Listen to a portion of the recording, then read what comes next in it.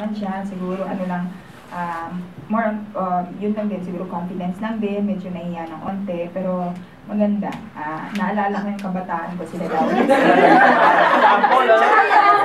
Diba? Yan yun. Yun ba yun? May tumatakbo. Oo, yun. Yung mga ganun, naalala ko yung kabataan ko. So, yun. Thank you. Pau. Sa'yo, Para sa akin, perfect yung song mo, sa voice mo, pati yung choice ng song, maganda. Tapos, clear yung mga lyrics, naiintindi mo siya, and then pagdating dun sa mga high notes, hindi ka nahihirapan. Kumbaga, nagagaling talaga dito yung boses mo, yung breathing mo, tama. Actually, galing lang. Wala akong boses mga last week, no? Pero kung may boses lang sana ako, masasabayan kita. Pero, ano nga yung breathing na minimum? salamat sa inyong komento. Bakit nga pala inang yung kinanta?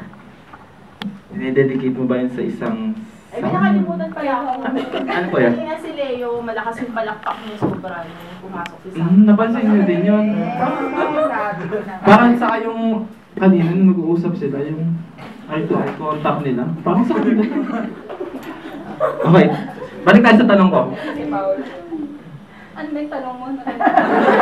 Anong nga ba yung tanong ko? Bakit yun yung napili mong kanta? Wala, yun ang unang pumasok sa isip ko eh. Kasi hindi naman ako prepared. Ano lang, on the spot.